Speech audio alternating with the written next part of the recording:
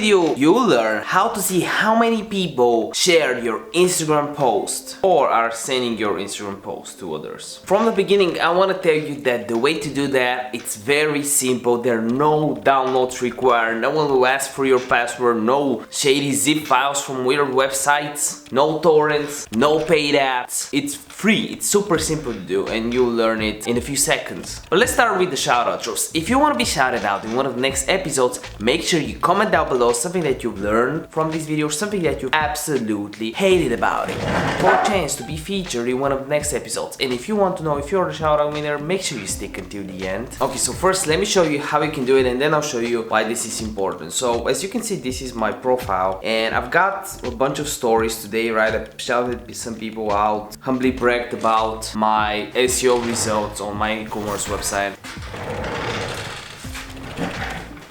And then I decided to switch my chair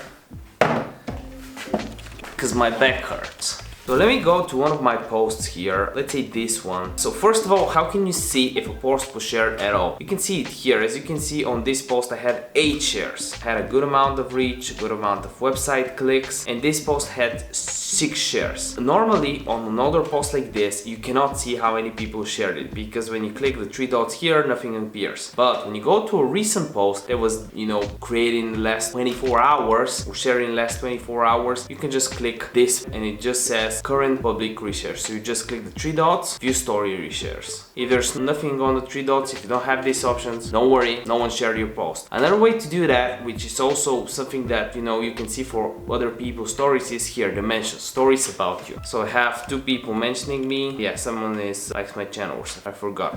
So this is how you do it. But why is it important? You probably know that for nearly a year, basically since the summer, they first started testing it. It all started in May 2019 when Mark Zuckerberg said that Facebook is going private. They rolled out a bunch of updates that were meant to basically destroy organic reach. We had the June updates with all the action blocks. The automation was halted, so everyone doing that. Mother enslavement, like a lot of the good methods to grow on Instagram, boom, they basically disappeared. Poof. No, gone. And when likes disappeared, some power likes companies actually shut down. I had a video about it because it was a long story, but the thing you need to take away from this is when most power like companies give you power likes or likes on your posts, all except one that I know, like they won't give you saves or shares on your post. And the Instagram algorithms understand this. If someone purchases real likes from power likes or engagement posts,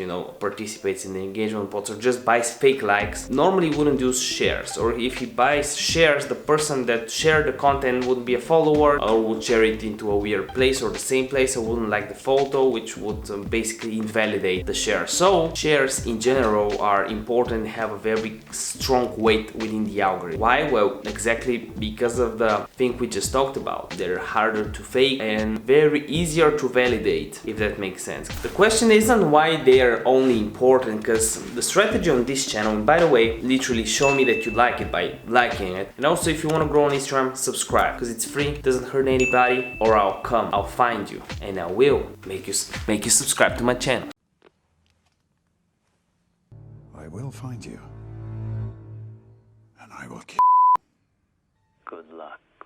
I want to help you out to grow. So the thing we need to understand that if shares help us get more reach or get the Instagram's algorithm swing behind our back, we want to stimulate situations where we can put ourselves in a position to get more shares on our post. How can we do that? Well, start with existing shares you have. If someone once upon your lifetime shared your post, and did you share some of his posts back? Did you share a small person within your niche or someone within your niche their post? Some people would say do a share for share. I wouldn't really do this like that, because then you would have too many, like I've seen pages that just shout out 20 people in a row. I personally shout out and share the people's, like my most loyal followers, because if they had the time to like my Instagram content, by the way, you can definitely follow me on Instagram. If they had the time to watch my content, I should definitely spend some time watching theirs and show theirs to some more people. So in one sentence, how do you encourage or put yourself in position to get more shares, you share. When someone shares your content, share him back. Just share the post that he shared your content, right? He posted your post on his feed. You're not angry that he posted your post. You say thanks a lot, especially if he credited and you share him back, right? You should say, check this guy, he shared my, this girl, she shared my post. That's a really good thing, you know, and we gotta help each other out as smaller creators. Also, one more thing is you can just thank him, comment on the post that he shared and say thank you. Maybe you don't want to share it, maybe you share too, or maybe you have too many people that are sharing your content. You can't really share all of them back, right? What you can do actually here is just say thank you. Just be genuine, go there, thank them, start the conversations, DM them. Why would you do that? At least two benefits. These are benefits most people won't tell you. But you know me, I won't keep you in the dark regarding them.